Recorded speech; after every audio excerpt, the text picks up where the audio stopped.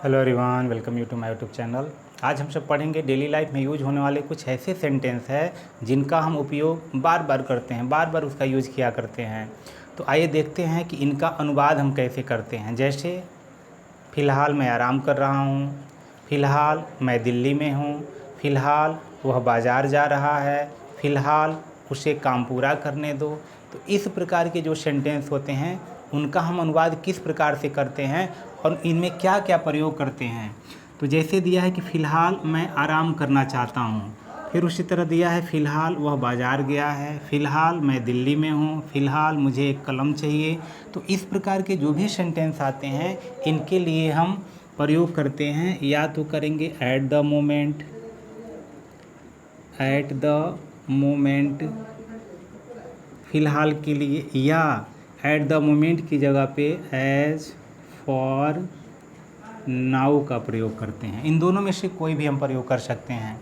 उसके बाद इससे फ़िलहाल की अंग्रेजी हो जाएगी। अब अगला जो सेंटेंस बचा है वह जिस टेंस में होगा उसका जो भी स्ट्रक्चर होगा उसको हम लिख देंगे, उस सेंटेंस का अनुवाद हम कर देंगे। जैसे दिया है कि फ़िलहाल मैं आराम करना चाहता हूँ, तो फ़िलहाल के लिए एट द मोमेंट या एज फॉर नाउ में से दोनों में से कोई भी आप यूज कर सकते हैं। जिसको आप आसानी से याद रख सकते हैं उसका प्रयोग कर सकते हैं, जो आपकी सुविधा के लिए हो। तो यहाँ पे एट द मोमेंट या एज फॉर नाउ, इन दोनों में से हम कोई भी प्रयोग कर सकते हैं। एज फॉर नाउ, अब मैं आराम करना चाहता हूँ, तो I want to take rest, मैं आराम करना चाहता हूँ, ये हो गया। उसी तरह दिया है फ़िलहाल वह बाज़ार गया है, तो एट द मोमेंट,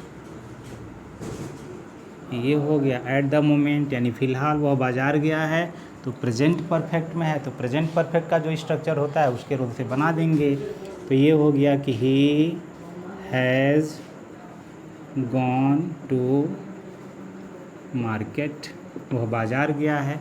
या as for now, at the moment की जगह as for now he has gone to market, वह बाज़ार गया हुआ है। फिर अगला सेंटेंस है कि फ़िलहाल मैं दिल्ली में हूँ, तो फ़िलहाल के लिए इन दोनों में से एट द मोमेंट या एज फॉर नाउ में से दोनों में से कोई भी प्रयोग कर सकते हैं। तो एट द मोमेंट मैं दिल्ली में हूँ, तो आई एम इन दिल्ली, ये हो गया। फ़िलहाल मैं दिल्ली में हूँ। फिर आगे दिया है कि फ़िलहाल मुझे एक कलम चाहिए, तो फिर फ़िलहाल के लिए एट द मोमेंट या एट द मोमेंट की जगह एज फॉर नाउ, दोनों में से कोई भी प्रयोग कर देंगे। मुझे एक कलम चाहिए, तो यहाँ हो जाएगा आई नीड अ पेन, ये हो गया। उसी प्रकार अगला सेंटेंस है कि फ़िलहाल उसे काम पूरा करना है, यानी फ़िलहाल उसे काम पूरा करना है, तो फिर फ़िलहाल के लिए एट द मोमेंट या एज फॉर नाउ दोनों में से कोई प्रयोग कर सकते हैं। यहाँ हो गया एट द मोमेंट उसे काम पूरा करना है, तो he has to complete work, ये हुआ। फ़िलहाल उसे काम पूरा करना है, चाहे as for now he has to complete work, उसे काम पूरा करना है। फिर उसी प्रकार अगला सेंटेंस है फ़िलहाल मेरे भाई को जाने दो, तो फिर फ़िलहाल के लिए एट द मोमेंट या एज फॉर नाउ दोनों में से कोई कर देंगे। तो एट द मोमेंट मेरे भाई को जाने दो, तो यहाँ हो जाएगा लेट माई ब्रदर